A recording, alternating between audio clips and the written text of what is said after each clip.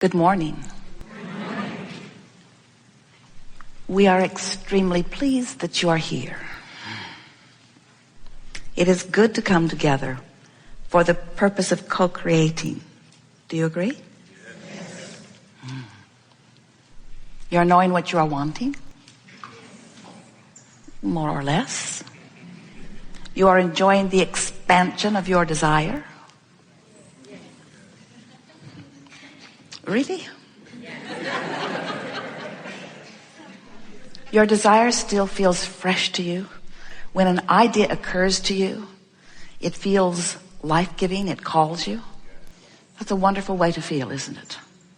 Well, if you're feeling that way, that means you understand that there is no exception to your ability to achieve. That if this time-space reality can inspire a desire, this time-space reality has the ability to deliver it to you in its fully manifested, fleshed out form. But we're more interested in helping you to feel the exhilaration of the idea than a dependency on the fleshing out part.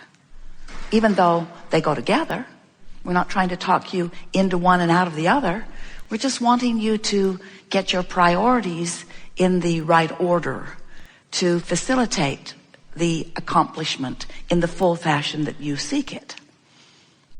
Are you beginning to recognize that once that's done, once you put the answer to your question there, or the solution to your problem there, or the expansion to your dreams there, that once you put it there, once life helps you put it there, that it's a done deal? Do you know that?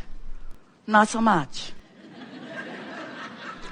But we know it. We know that when a problem arises, that the solution does too. In fact, an equivalent solution to an equivalent problem. So it doesn't matter how you're mixing it up or what you're launching into your vortex. You understand this vortex? It's a little odd initially and conceptually, but it is our desire today to help you to understand this conceptual idea of this vortex until it becomes a reality that you feel in your belly, because we want you to return to the creative genius that you were born to be, that you were on the day that you were born. We want to help you to release some of the things that you've picked up along your physical trail that are causing resistance or hindrance to your full realization of the creative power that you hold. It's an interesting thing, we know. It's a bit odd to play with us. There's this man who calls his wife Abraham. That in and of itself has to be odd. We've noticed you're not trying to explain it to so many. And this woman must be a split personality, because she continually refers to herself as we. And she draws a big circle on the floor and calls it a vortex and tells you should go there. So we know that conceptually you get it, but it is our desire today that you don't just conceptually understand it, that it's not just an idea that sort of kind of makes sense, but instead it's something that you remember, because we promise you that the larger part of you knows it. And this physical part of you will remember it here today, because you're already in the proximity, and we're going to lure you into the vortex, where you will remember fully.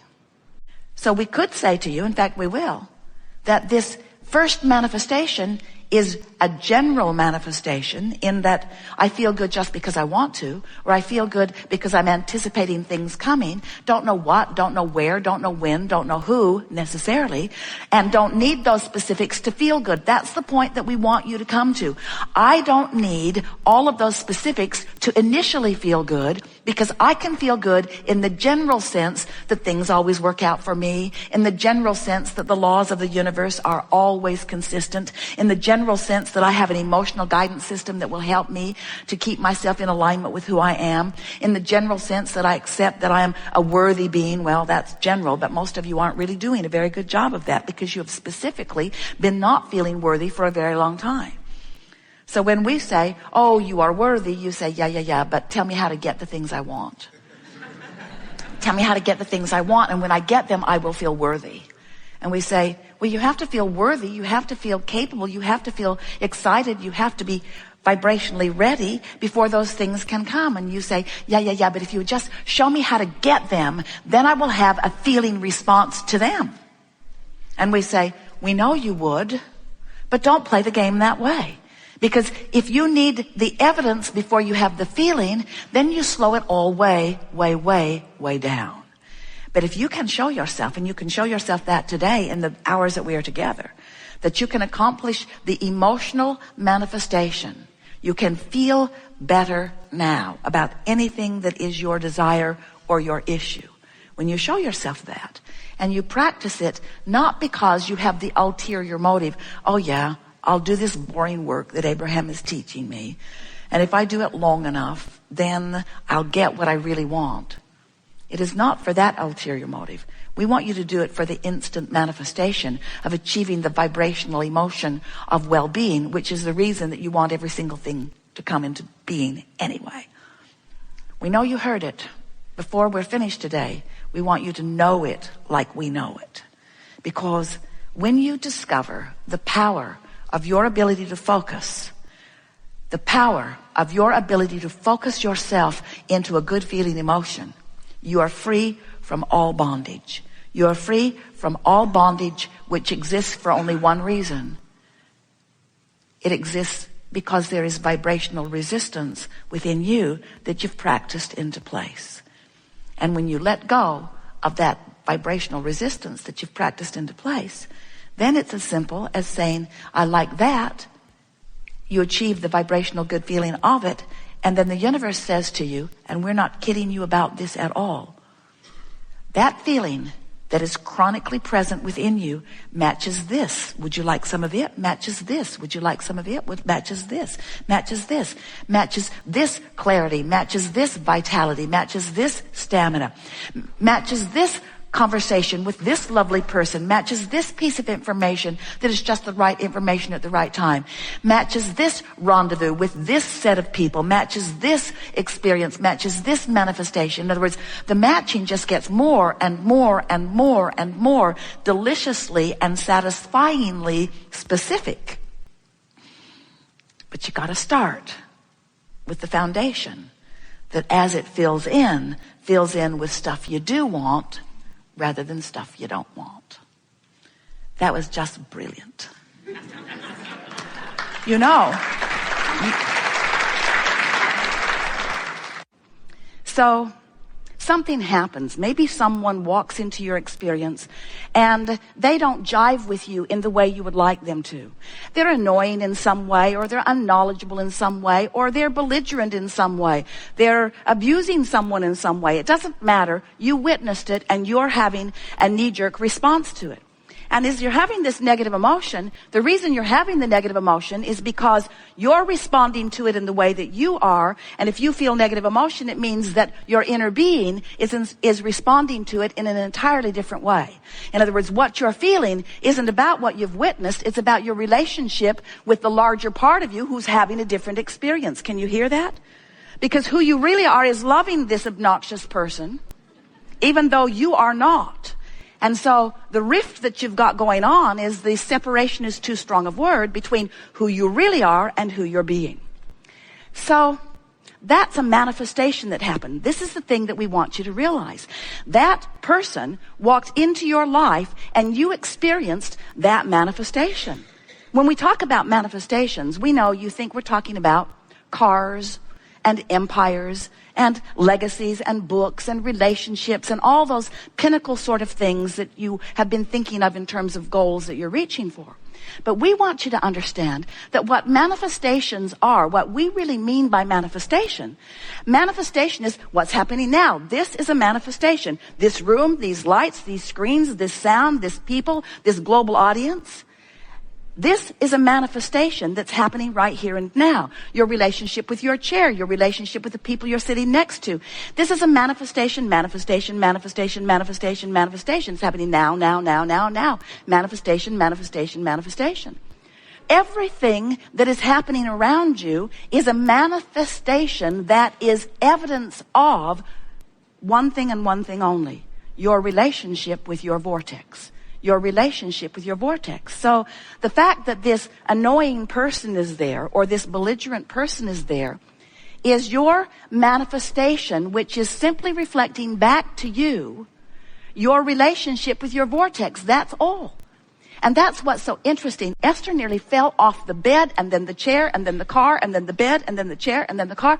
As these processes have been going through her mind, the thought processes, as she realizes that everything that's happening is a reflection of only one thing: her relationship with the vortex.